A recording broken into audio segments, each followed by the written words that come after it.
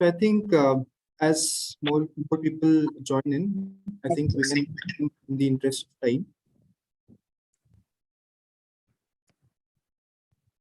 So, good evening, everyone. I'm Harshit from I-Venture at ISB team. I-Venture at ISB is the entrepreneurial division of the Indian School of Business that supports startups of all stages across the country through various dedicated programs. We are very happy to have you all here attending the I-Speak session with Ms. Shanti Mohan. I'll just go ahead with a brief introduction of Ms. Shanti. Shanti Mohan is an angel investor and the co-founder and CEO of LetsVenture, an online platform enabling angel investment in early stage startups that has facilitated more than 900 investments with a portfolio value of over $8 billion. She's also the CEO of Trica, an equity management and transaction platform and part of LetsVenture. As an angel investor with core expertise in consumer internet, embedded technology, and enterprise, Shanti recently launched Propel Microfund. She has invested in more than 40 startups as well. Shanti is the nominated committee member, Alternative Investment Policy Advisory Committee of SEBI. She is also the member of Karnataka Vision Board for Startups. She is the founding venture partner for RBF Fund N+1 Capital and LP Advisory Board at Pioneer Fund. Passionate about trekking, Shanti has recently launched Pragati, an initiative to help and support villages in the Himalayan region. I would now like to extend a warm welcome to Shanti and request her to talk about her remarkable journey as an entrepreneur when she started, her views on women leadership positions, her views on women in leadership positions, and her transition from an entrepreneur to an investor. I'm sure your inspiring words will resonate with all the women entrepreneurs present in the session today. Over to you, Shanti. Shanti, you're on mute. Can you?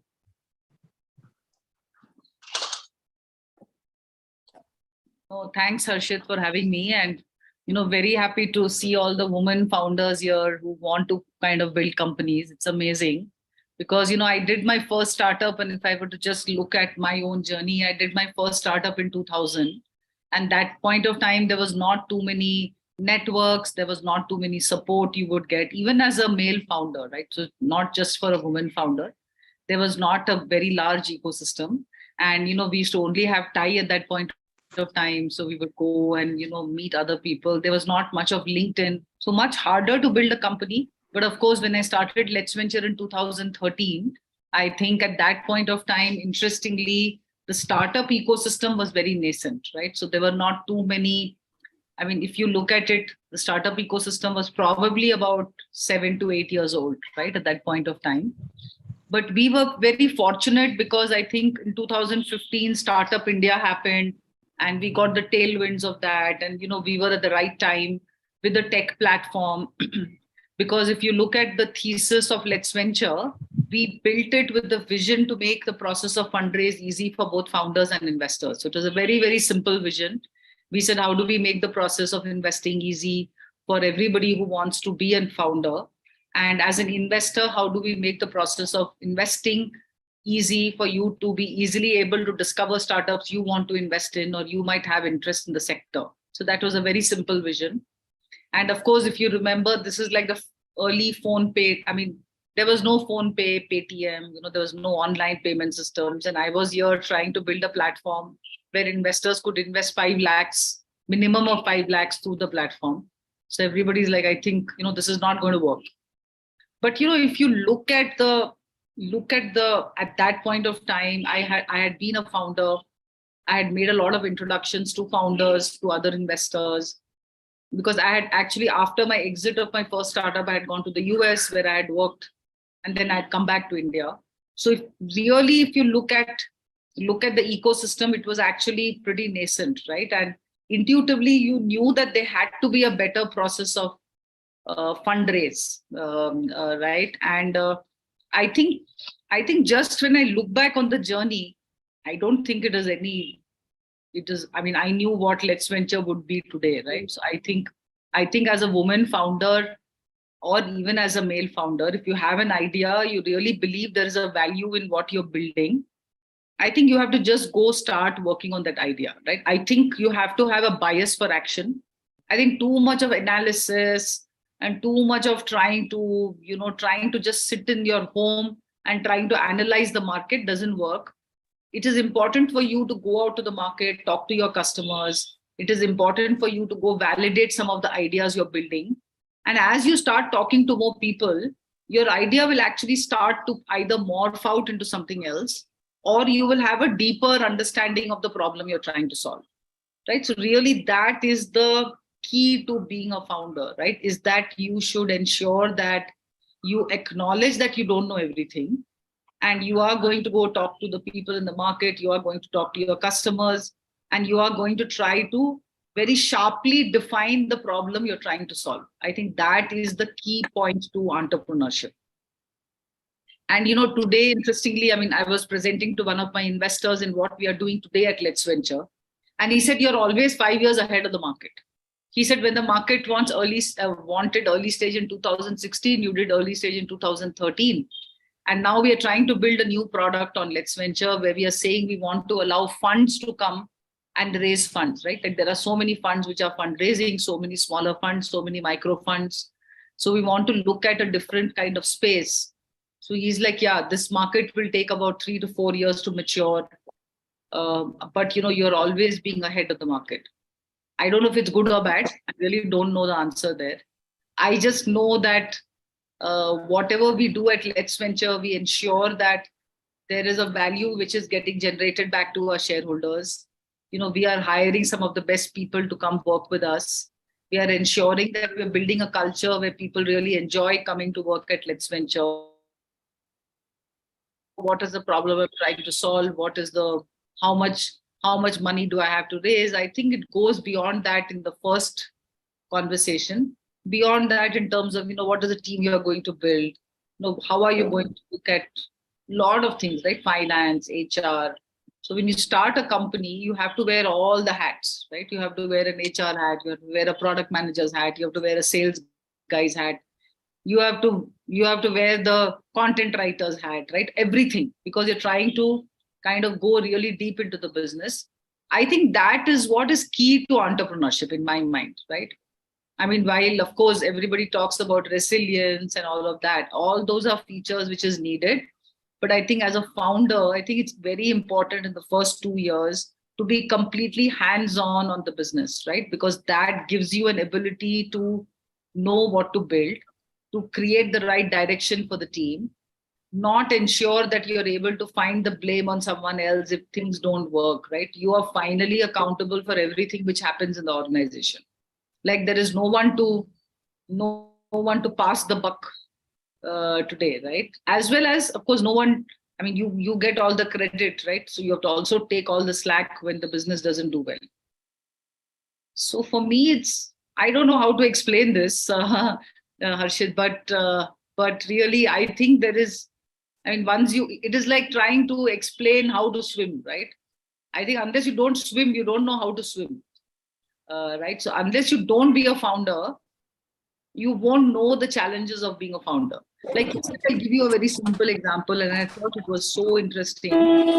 This founder whom I have invested into, he's building a product in the jewelry space, and he had come home because we kind of invested in his first round, and now he's raising his next round. And because our schedules were just not matching, he said, okay, let me just come and sit down with you and spend some time so that you can help me in my next round of fundraise.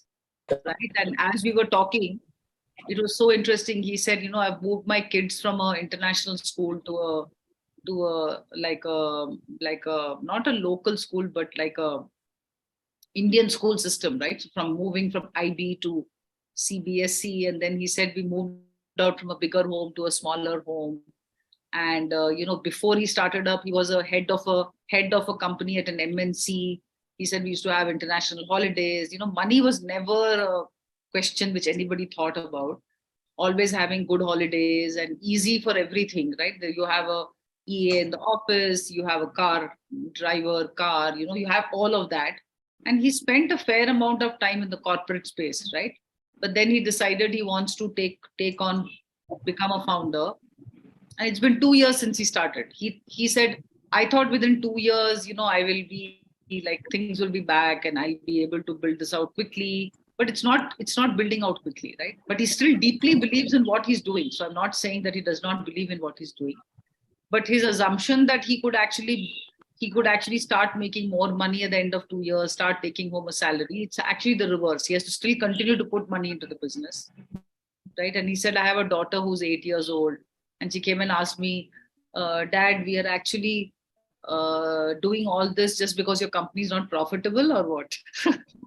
So I thought that was an interesting conversation. But the reason I bring this up is that we rarely get to see what really goes behind being a founder. Like, I think entrepreneurship has been made too sexy, I feel. It is not sexy, guys.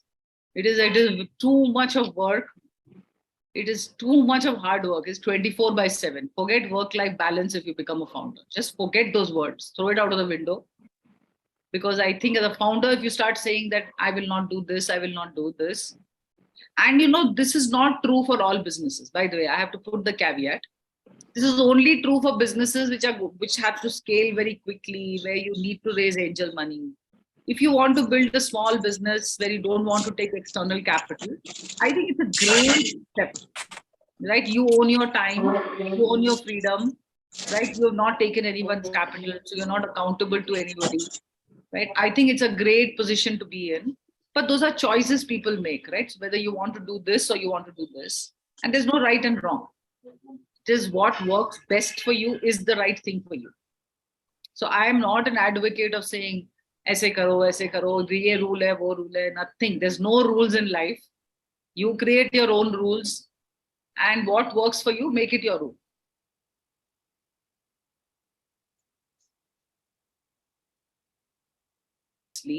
I'm very, very internally driven. I actually don't care as much as what people think about what I do and what I don't do, because I have a lot of people saying, why are you doing this? This is such a difficult business. When I started off, a lot of people said, you're not even an angel investor.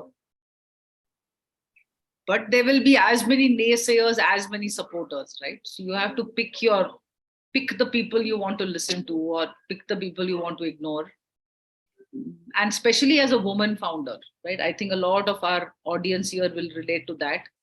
Every choice is usually someone will question you somewhere. Some aunt, some grandmother, some neighbor, some friend. Why are you working so hard? What does it need to do all this? Why aren't you just getting a job?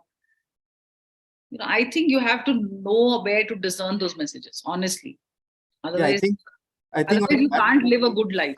I think we have a related question in the chat box. I think Roshni has asked, when you are ahead of the market, the stakeholders are not able to see the problem statement because they have not experienced it. Yes. How to address this scenario when people fail to see the problem you are addressing? I think so there is always someone in the world who will see the problem. ऐसे तो नहीं है कि पूरा दुनिया नहीं देख सकता है. So maybe the traditional, like today I had a meeting, like I said, I had 3 investor meetings today because we are fundraising for the next round.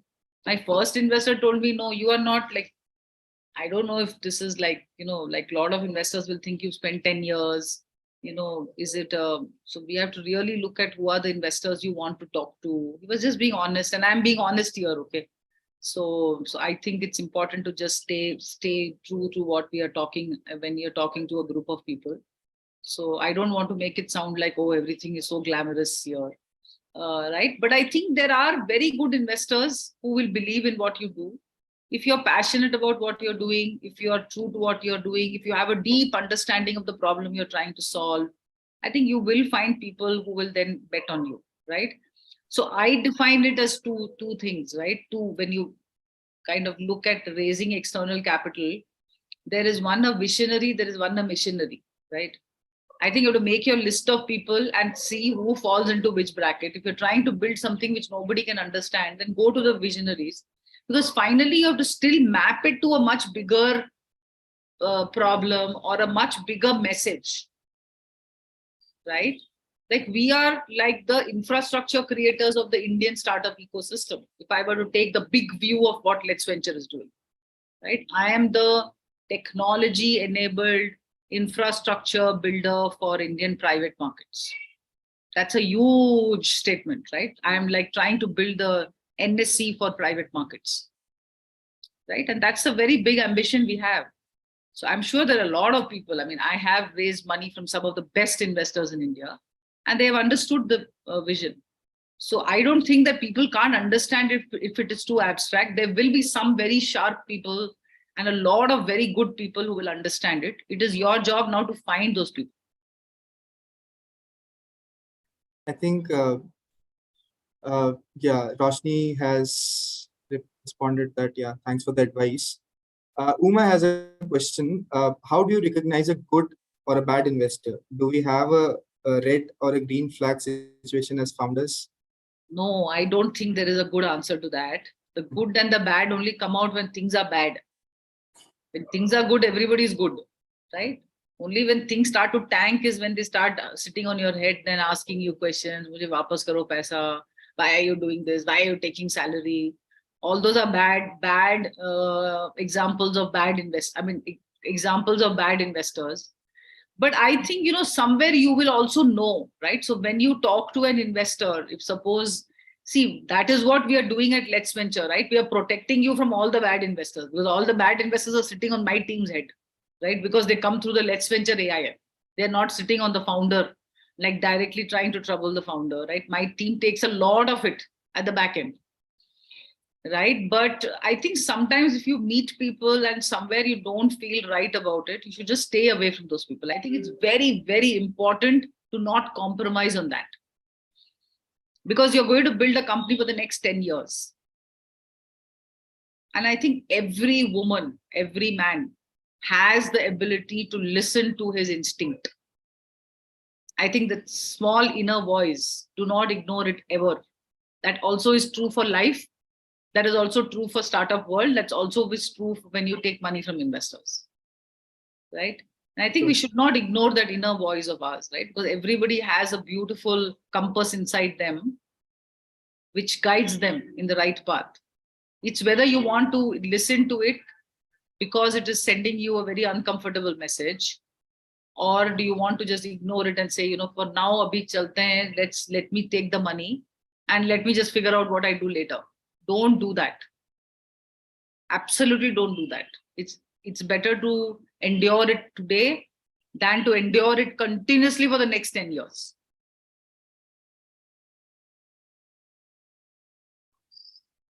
So I think I don't have a definition to that good and bad. Like I said, you'll only know the bad when times are bad. So, Shanti, I had a question. Both okay, before that, I also want to add one thing, because I just thought of it now. A bad investor is someone who will say, okay, I'll put 5 lakhs. Now you give me like 2% advisory equity on the side, because I will now connect you to 10 other people.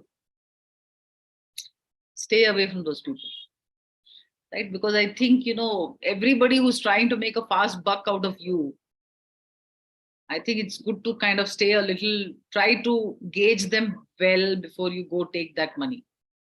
And I've seen too many founders get into that. Too many founders. So there was one company where the founder was building a very good company. She was really doing it well, a woman founder, really building a good company. And she had given away some 40% stake to an investor who was her advisor, who had put some little capital, but who had taken away so much equity, she was just not able to fundraise. So I went and told her, you go tell him to reduce his equity to about 10%, otherwise he loses all his capital. He did not agree. He's like, no, I'm not going to do it. The company shut down after that because they're not able to fundraise, right? But what happened resulted, this girl would have spent like 3 years working 24/7. Right? So sometimes I think you have to also a little bit know that bad investor, because you just know you're getting exploited, and stay away from all those people. And this happens with guy founders also. Okay, it doesn't happen only with women. It happens with all founders. It's not just a woman founder trait. I'm just saying that because it's not like only women founders are subject to all this. Yeah, I think Prashant from Comet Labs a question. Prashant, you can unmute yourself now. Yeah, hi. Actually, my teammate, he has a question. Yeah. So, Shanti, nice to hear you, and so good to hear that experiential insights that you are putting on in this session. So, my question was we were thinking about to make an advisory pool and bring some experiential founders from the domain and giving them some equity. So, what would you suggest? I mean, making an advisory pool of, let's say, a 3 to 5%, would that be suitable for a startup? Or Yeah, you can keep aside 3 to 5%, but you think what is the advisor going to give you, which you can't do as a founder, right? I think it's important. Don't just put one roller coaster, one full coaster of advisors, some 7 advisors. All that doesn't make sense, right? So you have to have very clear view on what is the advisor going to give you, right? And I think you should bring advisors who are a little bit diverse. So if one advisor is going to open a business market for you, one advisor is going to give you technology advice, or one part advisor is going to give you open up government relationships, or somebody is going to open up business connections, right? So I think you have to decide what you want the advisor to do. I would recommend have a vesting even for the advisors. right. Do not give upfront equity. And I know it sounds really like, my God, how can I go tell the advisor I'm going to give you vested equity? I think it's okay. Let's work for the next 2 years. I'll give you 50% now. I'll give you 50% later. Right. So even if you made a bad choice, you lose only 50% of what you committed. Right. And somewhere he can't keep bullshitting with you and not do anything and take away the equity, Exactly. Yeah. So I would not put a number. I typically would say 0.25 to 0.5% you should give to advisors. Exactly. Because they are part-time, they're spending should rather keep that equity and give it to employees, who are actually, you can hire them at a lower cost, right? Bring them, because equity is where the big value is going to come from, right? So I would rather you move all that money to ESOP than to keep giving it to advisors. An employee who's working with you 24/7, part of your journey, contributing to it, should be given equity, should Right. be given ESOP. Thank you so much. Thank you. Thank you, Prashant. So there are a couple of questions in the chat box. One by Akhilesh. Maximum, how much equity should be given to investors? Is there an answer to that? There's no answer.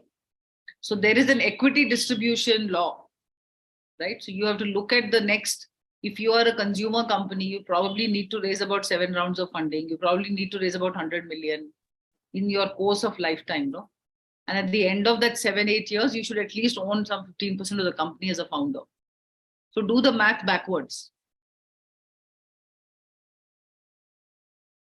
Right? So there is an equity distribution, and founders should have enough equity to stay incented to build the company. Right? So what is not good for founders is also not good for investors. I think some investors think that they can come and take 40% in the first round and they feel so happy about it. But nobody's going to put money in the next round, So I think it's important to look at it as once he comes on board as a shareholder, he's also vested in your success. So you have to look at what is the total funding you want to raise over the lifetime of your company for this to become a large company. And then look at how do you kind of manage your equity.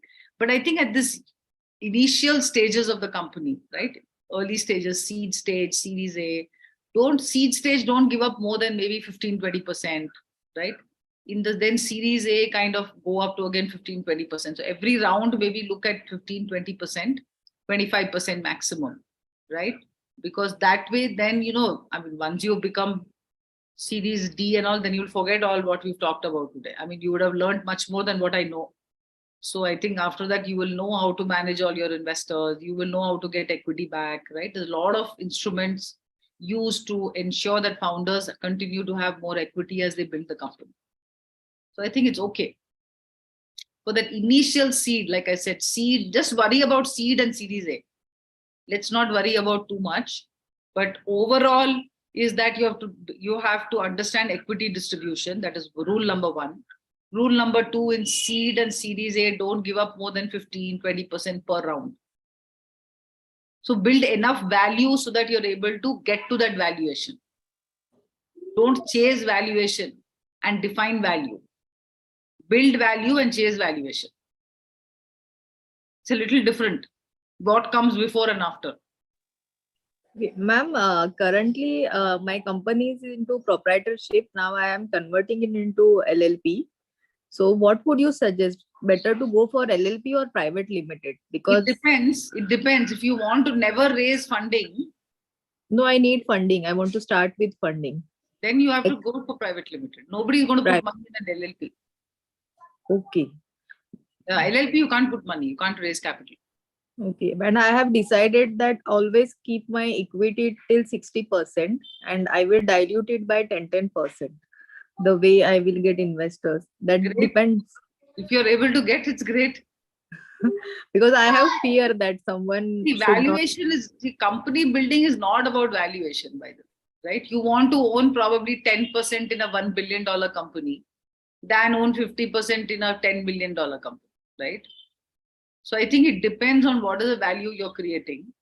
So I have seen founders always start with valuation. No, tell me what value you've created, and then you'll find the right investors, you'll find the right capital, you'll find the right team, you'll build the right business. Okay, ma'am. Thank you. So there's a question by Rachna. How do you define value created? Revenues. Revenues, customers define value. There's no other way to define value. If you're running a business, at the end of the day, everybody has to make money, right? Whether it's today or tomorrow or 5 years later, right? So what is your business model? Who is paying you for the value you're generating through that organization?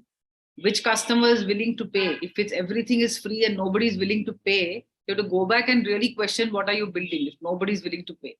And it's not like people have to pay a lot, right? People can even pay a small amount, but that validates that somebody is willing to open his bank account to you, right? So value is about that in a business world.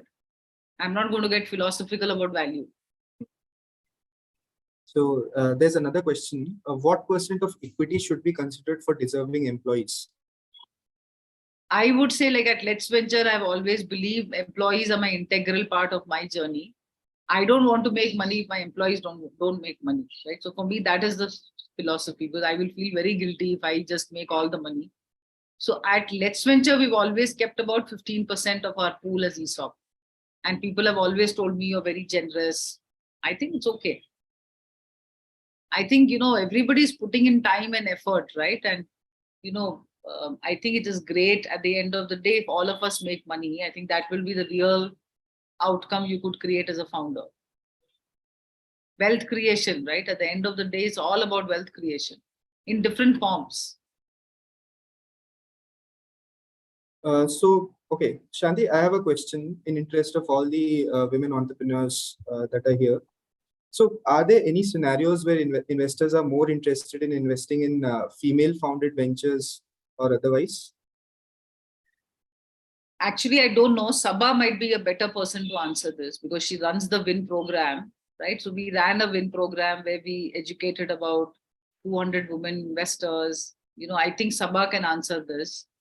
I really don't know. And the reason is I actually never looked for that, right? I'm not specifically going and looking for people because I want to build at LetsVenture a mainstream business, right?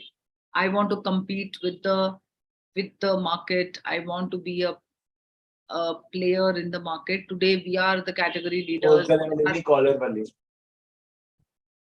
Sorry? No, I think someone's mic is left. Okay. Yeah, please continue. So I think that, I want to build a company which is mainstream, right? In terms of just competing with mainstream players and we are today category player in the Indian markets, right? Number one player in the Indian market. So I've really not looked at it, but, Sabha can answer this actually. She can give some perspective into what she has seen as women investors. So Sabha, I think, is on the call. Yes. Hi, everyone. Yes, I'm Sabha, and I sort of lead the Women Investor Network program at LetsVenture.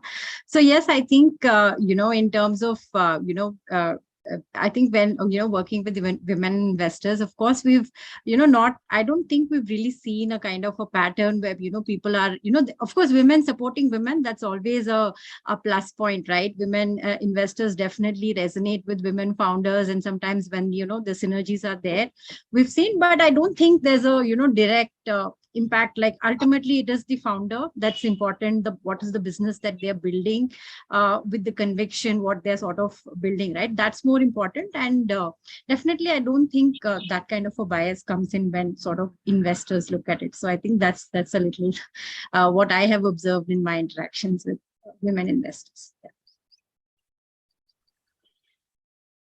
Thank you, Sabha. Yeah, so a couple of more questions in the chat. Arna says, my private limited company is currently a sister firm to my family business company. I'm not looking for funding, but I still want to add in some advisors. What proposals should be given, since I don't want to give away any equity? I don't have an clear answer to that, but I think my legal team can help them structure something. I mean, why would an advisor come if he doesn't have equity? Then you have to pay them. You have to pay them on retainer. Okay.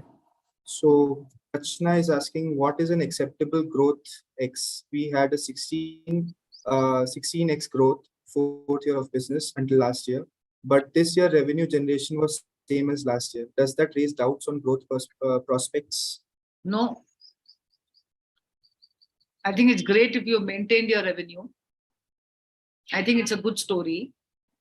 But it also depends on which sector you are in. I don't know what your revenue is. Like if you said I made 50 lakhs and I'm at 50 lakhs this year also, then it's not great, right? So I think it depends. It's a very subjective question. I don't know how to answer that honestly.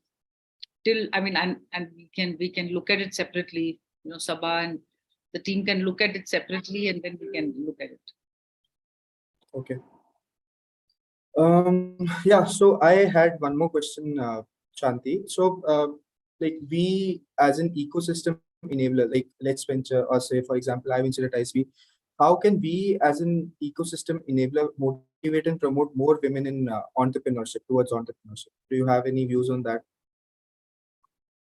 We are doing a lot of stuff, right? We are running a women investing cohort. Then we are also running a woman founder cohort now, right? We also have a lot of, so I am honestly not a big proponent of this trying to do a lot of things just for women, keep pushing them, because I think at the end of the day, you have to take accountability for your own life here. I can only do so much for you. I can create frameworks, but you have to step into that framework for me to help you. So, I mean, it might sound very harsh or it might sound a little contradictory, but I've always maintained that I'm not an activist here trying to bring more women into the workforce. I don't know. I'm not inspired by those things. And maybe I'm just not the right person for it. But we have done a lot of effort towards helping women investors get into mainstream investing. We are helping a lot of women founders scale. Because I think there is a real gap in women founders getting support to scale. I think as an ecosystem, we are so less aspirational for our women founders. Like the fact that she starts a business and does a 50 lakh revenue is a big thing. I mean, why can't we say that, how do you now make this 50 lakh revenue or 50 crore revenue business, right? I don't see those conversations happening, honestly, which kind of somewhere puts me off, right? Because I just feel that why are you putting a bar on how much women can achieve, right? I think that is where we need to have more conversations. Like, how can I get you to sit? Like, why do we have only women panels in discussions? I do not go for those panels, honestly. I mean, you call me with other guys if you think that my content and my context is rich enough for me to contribute to that conversation. I don't want to be sitting with 3 other women founders. And it's not like I don't like the women founders. It's not about that. It's about you're creating me, putting me in a section. And then, and you think that you have promoted me, right? No, a promotion happens when the mainstream becomes inclusive of women founders, when you treat them at par or at what businesses can create. When you say that, okay, while I will create a ScaleX program for women founders, right? Let me see how I can take my women founders and help them go build the next unicorn. I have not seen those conversations. So honestly, I am not a big proponent of this, constantly keep, accolading, creating all this, so much of noise around it, because of just where I sit, that's all. I'm just very strongly, I have a very strong opinion on this. I just feel we cannot put a glass ceiling on people's aspirations. Yeah. So one more question in the chat box by Roshni. How relevant and mandatory is an IIT or an IIM label still for fundraising like it used to be? See, I'll tell you what, at an angel investor level, no, the guy is writing his own check. He has a filter. It's like you coming and telling me whether I should buy a Maruti Swift or I should buy a Kia. It's my money, no? It is where I want to write the check. I have my own preference, right? So I don't think that these should be conversations which should happen at an early stage where people are writing their own capital, right? But I'll tell you the backside to this, right? When you look at an IIT IIM founder, right? What does it convey to you sometimes, right? It conveys to you that the person had enough. You go through a very rigorous process of going through the best institute, right? Which basically means that somewhere they have the ability to work hard. They have the ability to just compete in a very, very competitive environment, right? Which are some of the things which are great to have as a founder, traits to have as a founder, right? Because it somewhere tells me that this person is not going to give up so easily, right? So I think that is actually the filter which should be applied. And if this is a measure of that filter, so be it, right? But personally, I don't have a bias, because personally, when I look at my investments, I've actually invested into founders who come from tier 2 cities. And I have not, again, consciously gone and seeked out those founders. I just think that they have a bigger hunger to go create something. And I happen to meet them and we are able to work together, right? So there is a bias. I mean, what do you do about it, right? You have to go find, but there's also not a bias. So don't use the bias as a reason why you can't do things. You can always find an excuse why this thing didn't happen to you, right? And I think all these are those conversation points. Oh, I didn't get funded because I'm not from IIT. I don't think so, yeah.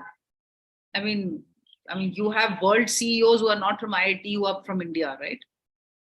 So I don't know why we continue to talk about Pedigree.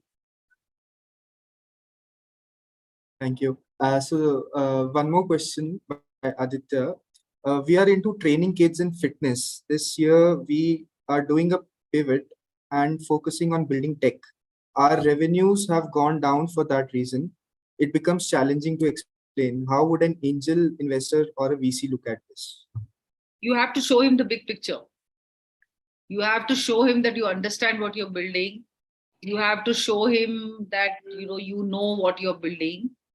I think it's a lot about also, convincing people about why they should be part of your journey, right? And I think there is no easy answer to these things, right? And I think, like I said, if your revenues have dropped, right? But can you go back and you have to be innovative about how you present yourself, right? I think that is important. Again, I'm not giving prescriptive answers, because I think it's very hard for me to hear one sentence and then give a judgment out, because every founder is unique, every startup is unique, right? And that's why it is such a difficult job at LetsVenture. I cannot create a cookie cutter plan and then roll it across all founders. It does not work, right? Because then we will miss the good founders. Got it. Thank you. Does anyone have any more questions for Shanti? Okay, Samir. Samir from our team is asking, how often should a founder meet the investor? And how do you, as an investor, deal with the founder whose vision pivot with your thought process after you have invested? So I think, see, very good investors say, I don't want to meet the founder because let him go build the company. Let him now not get distracted by trying to meet me because I am not the main stakeholder, right? And I know of a lot of investors who say, I want to talk to the founder every month, or I want every quarter, I want to see the MIS, right? So it really comes down again to the definition of the investor, of the preferences of the investor. We at LetsVenture have a very good reporting process. So you just report it online, we send the email, and it's a beautiful system set up. And then if the investor looks at the report and then wants to kind of talk to the founder, he reaches out to the founder. We always recommend over communication rather than under communication. It's always good to tell people more than what they need to know, not in terms of competitive information and all, but just ensure that you're constantly updating your investors, because then when something goes wrong, people are more than happy to come and support you. I think that is important. So communication is key. And this is not just about startups, right? It's about corporates, it's about work, it's about anywhere. I think communication to manage expectations is key in kind of building a successful business, right? Because people don't like to be taken by surprise. And when they get taken by surprise, their reactions could be quite bad, right? Because and if the surprise is not a pleasant surprise.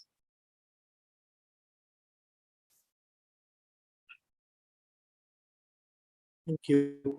Uma has asked if we wanted to connect for, okay, she wants to connect further with you.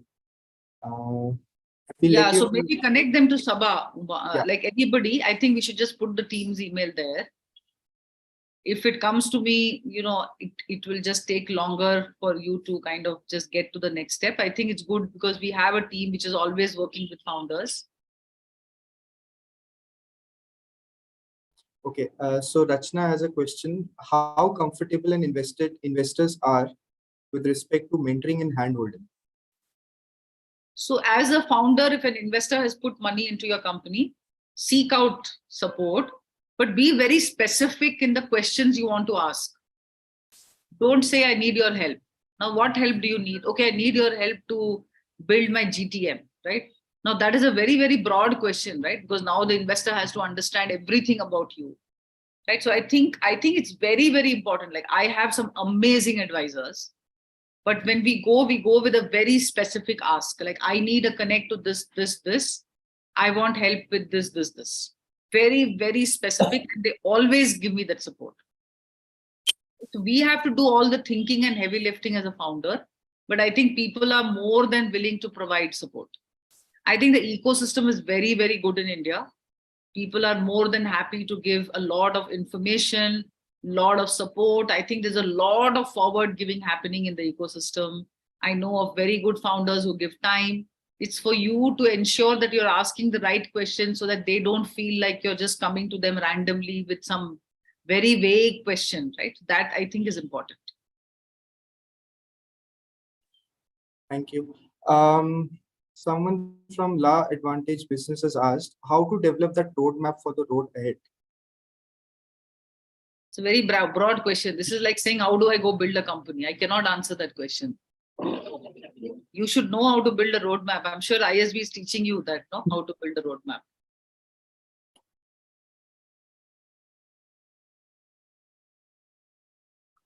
So, do you want to like unmute yourself, Advantage Business, and be more specific if you want? Yeah. So hi, good afternoon. So Yes. I think you just read the later part of the message. Actually, there was a message before the question which said that usually, in businesses, there are these 3 stages. The first stage is where you just aim for stability. And then there is another journey where, post stability, there has to be a different mindset where you just start thriving. So mostly in the organization, like even if I speak about my own organization, after 4 years, 4.5 years, we are at a position where we know we are stable, like, we are going to be there in market.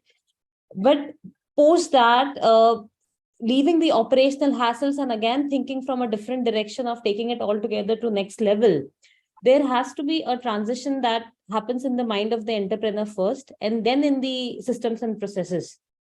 So I just wanted to understand, like, how do you, the roadmap for that, like, for the second second stage journey? You have to build up a strong leadership team, right? Who can Yeah. actually continue to execute, because you cannot destabilize your business in the name of the future roadmap, right? So your ability to ensure that the business is stable and running smoothly without your intervention requires you to bring in the right people, bring in the right leadership, bring in the right governance control, so that you can continue to monitor the business without being Right. personally involved in a lot of micro details. Understood. Understood. I got your point. Like making sure that this remains and then you plan the road ahead. Yes, yes. Okay. Thank you. Thank you so much. My battery is at 4%. I have to, I'm Yeah. just watching the 4% now. So I think one last question we can take. Sapna, you can unmute yourself and ask the question. Yeah, that will be good. Yeah. Okay, thank you so much. I'm based in Goa and I've run a small business for the past 8 years, a marketing agency that survived the pandemic, even though our industry our clients are in hospitality and F&B. Now I'm looking to expand beyond Goa and I'm starting a new venture in e-commerce travel space. And I'm wondering, because I'm a newbie in investment, at what point do I even seek out seed investment? Is it after I invest and I build the platform and I show some revenue? Yes. So Minimal basically viable product? not even revenue. Maybe build out the company for a little while, for at least 6 months, right? Because you will also know the direction of the company. You will also know what you need, what help you need, how much money do you need, right? Yes. You're already an experienced founder. You've already built a good company. So I think for you, the next step should be a little different in that sense, right? Okay. And so once I have a clearer picture of my Yes. venture, okay. Yeah. And Harshit, just before my battery completely dies out, I want to make sure that I tell the participants that I think the very fact that you're part of the ISB program, I think you are already on the right path. Don't assume that you don't know the answers. I think you will find the answers as you build your company, right? And if I have been sounding too prudent in terms of how I'm responding, or I'm just not saying the things you typically want to hear, right? That is not the intent. The intent is just that I think, this is a smart bunch of women here. They don't need so much of, somewhere I feel they don't need so much of patronizing, from the rest of the world for us to tell them what to do. I also feel that, the women the women I see, they're so ambitious. And I always tell them, be unapologetic about your ambition. Don't get curtailed just because you're a woman. I really believe that, right? And I think you're already on a good start, right? So I don't think that, like I said, you need more validation than where you are today. So, I would love to wish all of them best of luck in their journey. And LetsVenture has been created because we wanted to create an ecosystem which is transparent, which is accessible, which is democratized. And I think we've done it well in the last 10 years. And thanks to my team, actually a lot of them, I just come here and I talk for 1 hour. But, my team is really working really hard to kind of ensure that we're delivering what we communicate to all our founders and investors, right? So feel free to reach out to Sabha, feel free to kind of write in, and we'll surely come back to you if we think that there is some way we can help you here. Shanti, just very, very specific. I'm at 2%, okay, and I'm just telling you. So you can sum it up with this question. Just wanted to ask you, what is the best ideal way to think of for a vision, building a vision for building. That is an MBA exercise. Honestly, I do not. This is a very long answer, right? What's the best way to build vision is a very long answer. I think that requires an entire 1 hour conversation. In terms of building, billion-dollar company, what is the right characteristics? I have never said that my vision is to build a billion-dollar company. I've always said my vision is to become the largest platform for private market investments in India. I think that has to be the vision. The vision is like Nike, just go do it, right? has to be much bigger than money and just bigger. It has to be huge in terms of value creation. You have to aspire to build a legacy when you become a founder, right? Something which really people value, even if you're not part of that journey, right? I think that is important. I think is a good vision. Thank you. But you know, this is a very big Yeah. conversation. This is But not yeah, like a you gave 30 me seconds. the direction to think. Yeah, Thank you so much. it was inspiring. Thank you so much. Thank So you. Yes. before your laptop shuts down, Shanti, thank you so much for sparing the time and Absolutely. I'm actually inspiring available. everybody. Yes, Yeah. yes. Sabha We'll will be not let me get away from all this. yeah. Yes. So, and thank you to LetsVenture also for being one of the investment partner and outreach partner for I-Win as well, which is one of the women-focused acceleration program that we are launching. And thank you so much for your time. Thank you. Thank you, girls.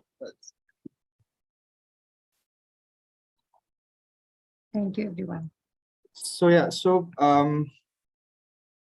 if anyone wants to know about I-Win program, which is a women-focused, women founders and co-founders focused acceleration program that I-Venture at ISB is launching.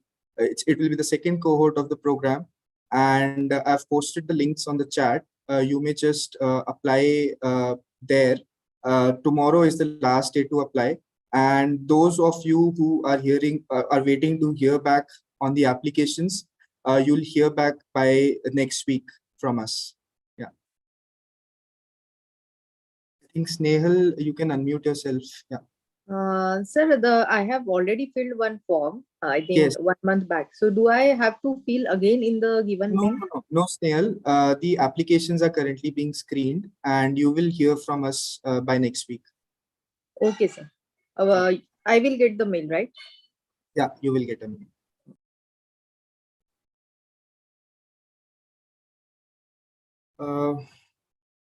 If there's no other question, thank you everyone for joining. If you have any questions, the mail ID is in the chat box. You can mail us.